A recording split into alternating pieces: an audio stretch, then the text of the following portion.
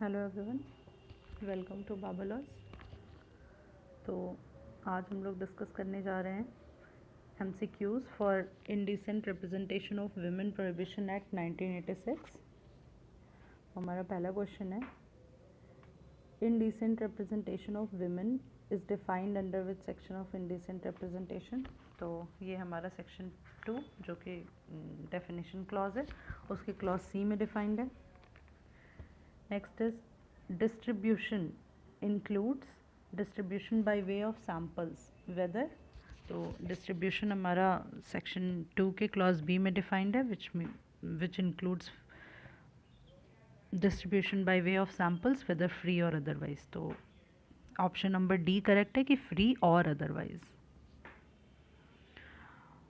Next question is prescribed is defined under which section of indecent representation. तो prescribed हमारा section F में section 2 के clause F में defined है, जिसका मतलब होता है प्रिस्क्राइब्ड बाय रूल।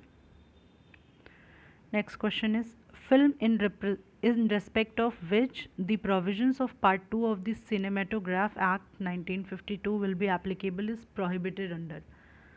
तो हमारा सेक्शन 4 का प्रोविजो सी इसको बताता है कि फिल्म्स इस रिस्पेक्ट में वो प्रोहिबिटेड नहीं है। तो हमारा option D is correct answer, that it is not prohibited.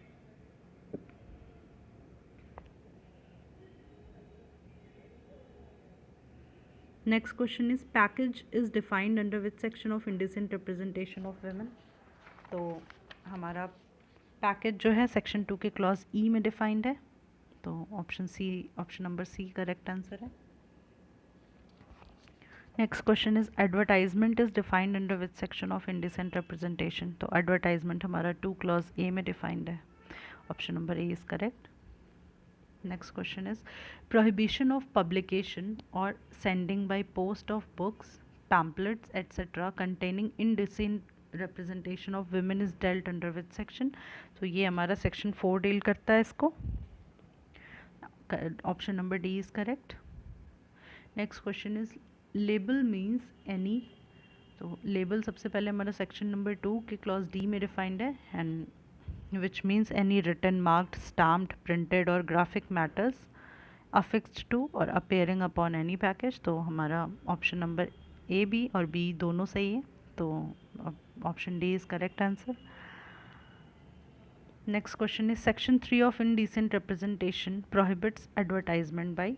तो सेक्शन 3 जो है हमारा बोलता है कि नो पर्सन, तो इसमें कोई भी पर्सन, सारे पर्सन्स आएंगे। तो option B is correct, every person.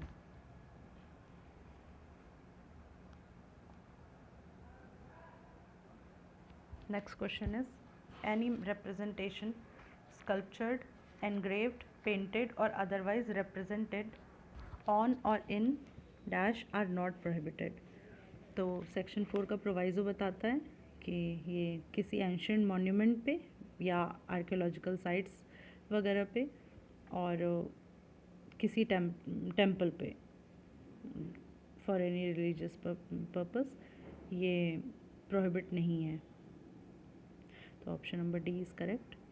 Next question is indecent representation came into force on. तो हमारा ये एनफोर्स हुआ 2 अक्टूबर 1987 को।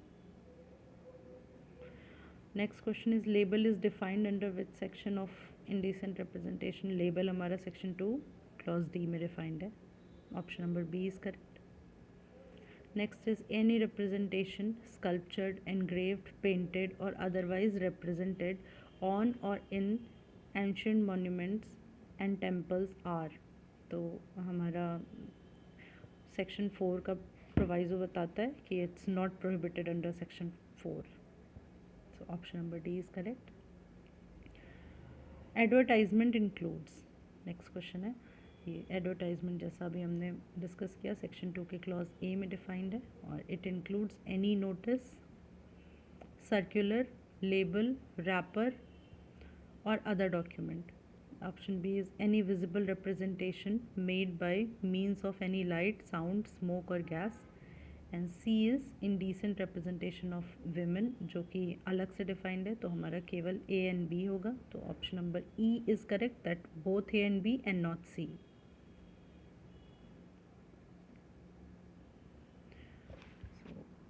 next question is prohibition of advertisements containing indecent representation of women is dealt under which section?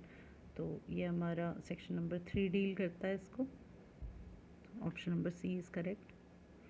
Prescribed means, अभी जैसा हमने पढ़ा, prescribed means prescribed by rules made under this act. और प्रिस्क्राइब्ड कहाँ डिफाइंड है? प्रिस्क्राइब्ड हमारा सेक्शन 2 की clause F में डिफाइंड है.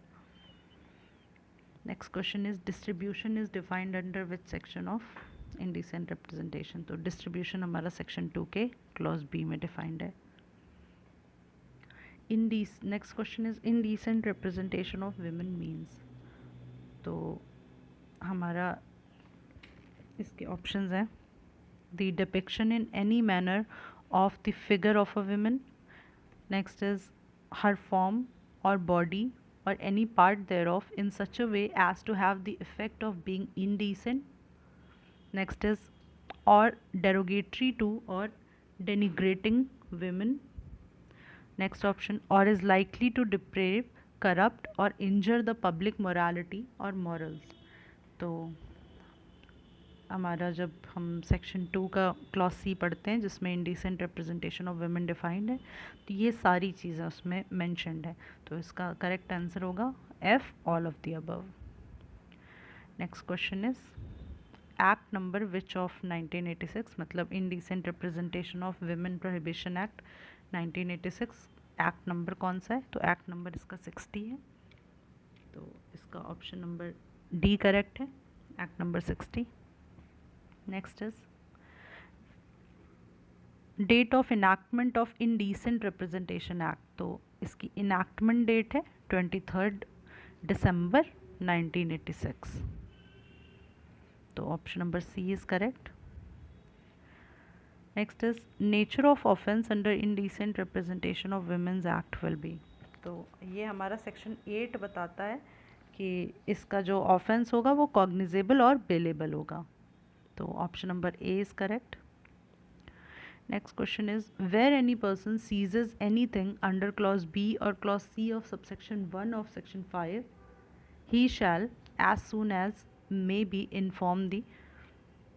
तो सेक्शन 5 में ये मैंशनड है कि वो नियरेस्ट मैजिस्ट्रेट को इन्फॉर्म करेगा. तो option number B is correct, nearest magistrate and take his orders as to the custody thereof. Section number 5 के क्लॉज 3 में डिफाइंड है, ये मैंशनड है. Next question is no entry under section 5 of indecent representation shall be made into a dash without a warrant. तो section 5 में ये प्रोवाइज़ो में section 5 के क्लॉज 1 के प्रोवाइज़ो में है कि ये प्राइवेट ड्वेलिंग हाउस में विदाउट वारंट नहीं एंट्री की जा सकती है. तो option number C is correct. Next question is which section under indecent representation act deals with protection of action taken in good faith. तो ये हमारा सेक्शन 9 डील करता है इसको. तो इसका option number D is correct, section 9. Next question is who has the rule making power under indecent representation act. तो ये हमारा सेक्शन 10 डील करता है और उसके क्लॉज 1 में लिखा है दैट सेंट्रल गवर्नमेंट इसको डील करेगी. तो option number B is correct. Next question is under section 7 of indecent representation act director in relation to a firm means. तो सेक्शन 7 हमारा ऑफेंसेस बाय कंपनीज़ को बताता है, जिसमें डायरेक्टर का मतलब दिया हुआ है कि एक्सप्लेनेशन में दिया है कि director in relation to a firm means a partner in the firm. तो option number A is correct, partner in the firm. Next question is in the event of a second or subsequent conviction with imprisonment for a term of not less than dash but which may extend to dash. तो ये हमारा है not less than 6 months and but which may extend to 5 years. ये हमारा correct answer है क्योंकि ये हमारा सेक्शन 6 इसको डील करता है जिसमें पेनल्टी बताई गई है, उसमें ये मेंशन्ड है. नेक्स्ट क्वेश्चन है विच section under indecent representation act deals with penalty, जैसा अभी हमने डिस्कस किया सेक्शन 6 इसको डील करता है। और उसमें ऐसा बताया हुआ है कि जो पहला कन्विक्शन होगा, फर्स्ट कन्विक्शन पे जो इम्प्रिजनमेंट होगा वो 2 साल तक एक्सटेंड कर सकता है एंड विथ फाइन, और जो कि फ़ाइन उसका 2000 तक एक्सटेंड कर सकता है। और सेकंड कन्विक्शन या सब्सिक्वेंट कन्विक्शन के केस में जो इम्प्रिजनमेंट होगा it shall not be less than 6 months but which may extend to 5 years, and जो फाइन होगा वो it shall not be less than 10,000 but which may extend to 1,00,000 rupees. ये हमारा section 6 बताता है penalty. Next question is any person who contravenes the provisions of section 3 or section 4 shall be punishable on first conviction with imprisonment of either description for a term which may extend to, तो इसका correct answer है which may extend to 2 years and with fine which may extend to 2,000 rupees, जैसा अभी हमने discuss किया। Next question is in event of subsequent conviction fine not less than dash but which may extend to dash rupees, तो अभी हमने discuss किया कि fine 10,000 से कम नहीं होगा but which may extend to 1,00,000 rupees, तो option number B is correct. Next question is which section of Indecent Representation Act deals with the offences by company, अभी हमने थोड़ी देर पहले इसको डिस्कस किया कि सेक्शन 7 डील करता है ऑफेंसेस बाय कंपनीज को। Next question is which section under indecent representation act deals with the power to make rules, तो power to make rules section 10 discuss करता है, जैसा अभी हमने थोड़ी देर पहले डिस्कस किया कि सेंट्रल गवर्नमेंट को पावर है रूल बनाने की। Next question is which section under indecent representation act deals with the power to make rules, same question है, ये वही है, सॉरी सेम क्वेश्चन है, section 10। Next is the provisions of dash shall so far as may be apply to any search or seizure under indecent representation act, section 5 का clause 2 इसको deal करता है। Section 5 है हमारा powers to enter and search, तो उसमें ऐसा है कि सीआरपीसी, इसका करेक्ट आंसर है कि सीआरपीसी के प्रोविजंस अप्लाई होंगे। Next question is under indecent representation act the gazetted officer is authorised bye, तो गेजेटेड ऑफिसर जो है वो स्टेट गवर्नमेंट ऑथराइज करेगा उसको,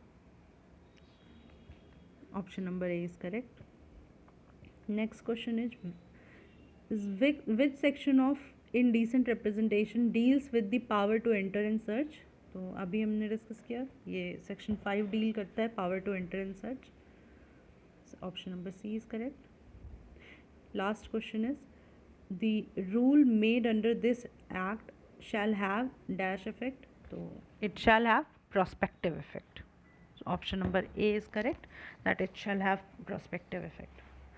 तो यहाँ हमारे indecent representation of women prohibition act 1986 के कुछ MCQs थे जो ख़त्म होते।